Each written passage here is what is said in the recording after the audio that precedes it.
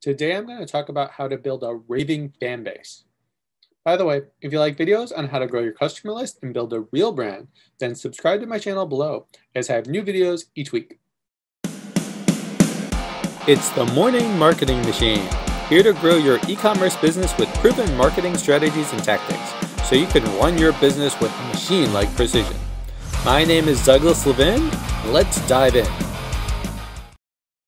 Hi, my name is Douglas Levin, and I built a 20,000 person messenger list ahead of the launch of our first product, which led to 20,000 in monthly sales within our first 3 months of launch. I also have a link to a free cheat sheet below with tips on how to take control over your e-commerce income. Hear everyone say how you have to build up a list? The money's in the list. You don't have a business if you don't have a list. Well, that's great, but how do you turn that list into buyers? Stop me if you've heard this before. I spent thousands of dollars on building up a list, but no one is buying. Or I haven't even sent an email, or I don't know how to talk to my list. So why do you even bother to build up a list?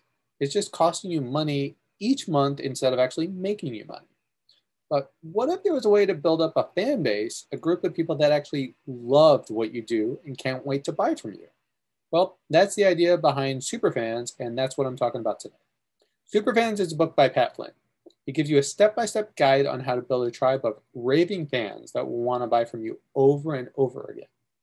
So what's great about this book is it walks you through so many different strategies to build your own superfans, but it all starts from the beginning. So you need to understand your ideal customer for any of this to work. Pat calls this singing the right lyrics. So we've talked about this many times. You need to do the research on what problems your ideal customer is having so you can talk to them. So from there, you want to talk to them. So find 10 people to hop on a video call with and start having a conversation so you can understand them better.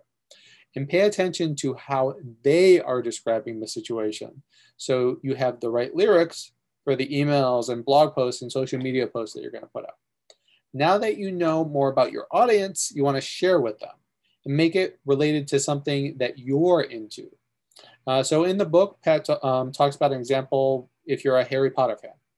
Maybe you would create an article saying like 10 things Harry Potter can show you about personal development. So it's giving them content, but from a perspective of something that you're really into. Next, you want to give them a quick win. My friend Carlos Alvarez, who is also a Pat Flynn fan, referenced a site called Mr. Money Mustache and how they would give their audience a quick win. I want to say it was that you could save 20 or 30 bucks on your cable by following a script that their site would give you in an email. So if you're already giving your audience something that turns into a win with them with minimal effort, giving them more of a reason to want to open your emails, hear from you again, and pay attention to what you have to say, then it's really going to help out because it benefits them, your audience, and does it without them having to give up a lot of their time. So you want to plaster these quick wins where your subscribers are likely to see your brand first. So you might want to put it on as like a get started page on your website or your first set of emails.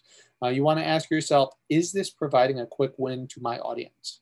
If it's not, how can I create something that will give them a quick win? Even if it is, ask yourself, how can I make this so it gives them more of an impact or quicker so that they can achieve the desired result? And if you're liking any of this, make sure to leave a like below. Next, you want to paint a picture of what life would be like if they do business with you and what life would be like if they don't do business with you. So Pat says you want to identify the problem, amplify the problem, and you really want to go into detail here so the audience can really see it. So you don't want to prey on their fears, but you want to tell a story about what their problem looks like once it's been solved and what their life looks like. So one of the things I love that Pat says in this book is the customer's buying the change, not your product. There's too many brands out there look at how amazing they think their product is, but at the end of the day, it's just about solving problems. So focus on the change, not your product. Now it's about getting their feedback on something you're working on. It could be something as simple as what your next YouTube video should be about, but ask the poll and use an image when you're trying to do that. This is great if you're stuck on something and you're not sure what direction to go. I know this happens to me all the time. So don't worry about if you're being stuck. Just ask your audience. This can eventually lead to things like challenges, live events, meetups. There's so many amazing things that can not only form a bond with your audience, but also bring in sales and revenue. This is an amazing book and one I plan on rereading every year. I consider this an essential book about how to build up a raving fan base. No matter where you are in your brand's life cycle, there's something in this book that can be helpful so you can bring in more revenue and create a closer bond with your audience. So please get this book and let me know how you like it below. If you're looking for more tips on how to take control over your e-commerce income, then click the link below in the description for a free cheat sheet. And don't forget to subscribe to my channel with more tips on how to grow your list and build a real brand. All right, bye.